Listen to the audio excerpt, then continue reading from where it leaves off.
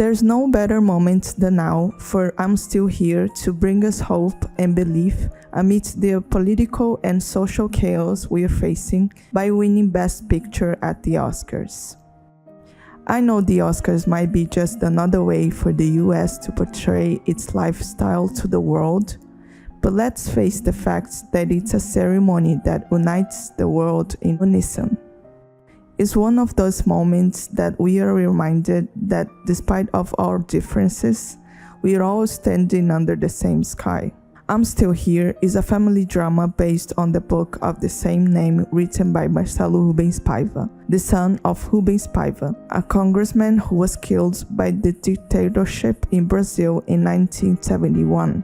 The film highlights the moment of Rubens Paiva's arrest and the challenge faced by his wife, Eunice Paiva. A lot has been said about this movie, but what I want to empathize is how it speaks about our present moment in a symbolic way that it's hard to ignore. The film pulls you into the drama, letting you experience its nightmare through the eyes of a mother who desperately trying to make sense of her husband's disappearance while protecting his children's memories and dealing with her own trauma completely alone. I'm Still Here speaks not only about family and individual experiences, but also about the collective history of the Brazilian dictatorship. We see that in the stunning cinematography and feel it in the immersive sound design that captures the raw experience of trauma, all elevated by Fernanda Torres' remarkable performance on screen. This powerful vision was beautifully crafted by director Walter Salles, who, in a touching full-circle moment, attended the same ceremony 27 years ago, alongside Fernanda Torres' mother, the legendary Fernanda Montenegro. Central Station, the film Salles directed in 1998, earned Fernanda Montenegro the first ever Brazilian nomination for Best Actress in Oscar history. She didn't win the award, though practically everyone agrees she deserved it. Her loss marked the beginning of a new era in Oscar politics, one where Harvey Weinstein's production company pioneered the aggressive, money-fueled campaign strategy of defamation and incendious public opinion that forever changed the ceremony awards. And the universe works in mysterious ways, and I'm Still Here feels like one of those perfect cosmic coincidences. Not only because of the full circle moment of Fernanda Montenegro and Fernanda Torres in the Oscars, but also because the film celebrates exactly what we need right now: the extraordinary spirit of Eunice Paiva, a woman who lost her husband to a brutal dictatorship, raised 5 children alone, and instead of being consumed by hatred, became one of the Brazil's most powerful voices for democracy and indigenous rights. She stood against the exact kind of selfish, corrupt mentality that's threatening our world today. Now, to lighten things up a bit before jumping back to the conclusion, which I'm sure many of you already understand, let's talk about Unity and Fernanda Torres.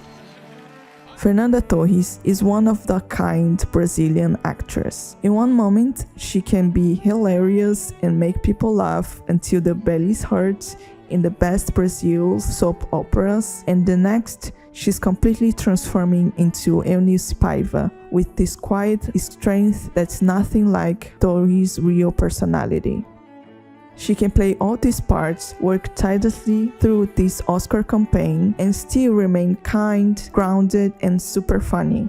Fernanda Torres is an icon in Brazil, celebrated not just for her talent, but for her ability to bring out the best in people simply by being her most authentic self. Não pra dizer, tô pegando, que eu estou indo embora, é isso? In Brazil's algorithmic landscape, the internet has revived some of her most memorable moments in short content platforms. I particularly love this one clip from the Brazilian talk show called Programa do Jô, where her mother Fernanda Montenegro received a live call from her. Ele ficou com pena? Claro, né, Jô? Uma pessoa que para vender o livro se presta a qualquer...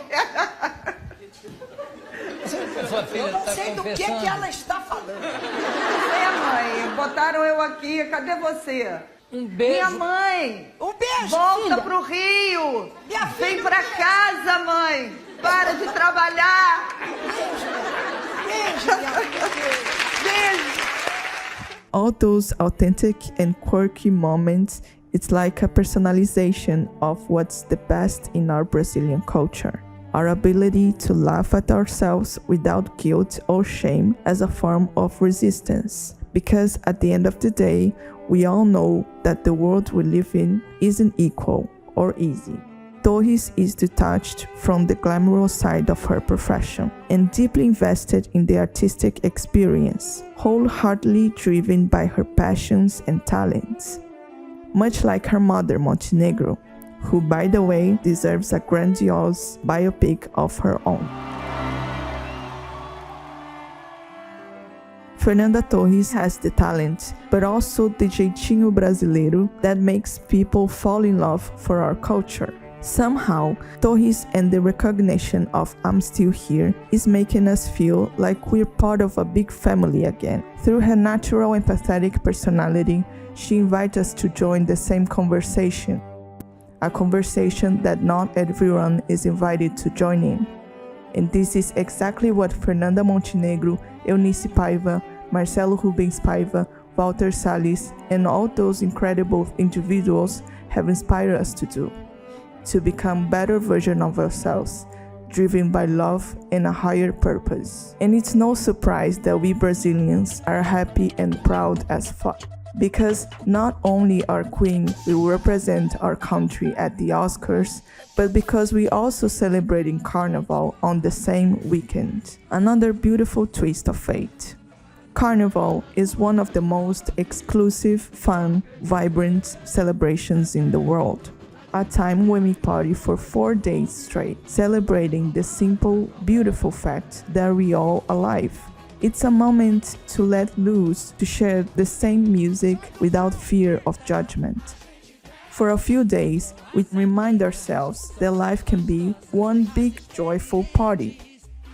I'm Still Here became a powerful force that's bringing life not only for our carnival parades, but also by reigniting the memory of dictatorship victims and shedding light on the human rights violations committed by the military regime. Its influence is already sparking political change. The projects underway range from renaming streets that honored dictatorship-era tortures after victims from that period, to issuing corrected death certificates for families of dictatorship victims, to the creation of the Eunice Paiva Awards for the defense of democracy by the office of the Attorney General under President Lula's administration. I'm Still Here is not just a cultural and political milestone. It's also breaking box office records in Brazil. Its achievement as the third highest grossing film in the country underscores the importance of valuing our cinema as a vital tool for public policy, especially after the near destruction of the arts and culture sector during Bolsonaro's era. This incredible worldwide success proves that our history matters and that the film doesn't just reflect the trauma of our past. It also serves as a powerful warning for the future. In a world teetering on the edge of the Third World War, You're gambling with World War III. where big techs, billionaires, and rising totalitarian regimes threaten to reduce human rights to nothing more than a distant memory, perhaps I'm Still Here winning Best Picture could be more than just a victory. It could be a collective breath of fresh air for those still fighting to make this world a better place to live. And not only for a small and a privileged group of people, but for everyone, regardless of gender, race, or sexual orientation. It reminds us that these people are still standing strong despite the hatred spreading everywhere. Although the Oscars may delude us into a false belief of unity and collectiveness through the US spreading its cultural relevance across the globe, it still remains a brief and gorgeous worldwide celebration of art, people, history, and memory. I believe that today's Oscar night might represent a significant and necessary opportunity for the US to remind us all that community and social justice still exist. They are still here, and that it matters to have a voice in the world, to strive the core values that should guide us, and to quote Fernanda Torres, that life is still worth living.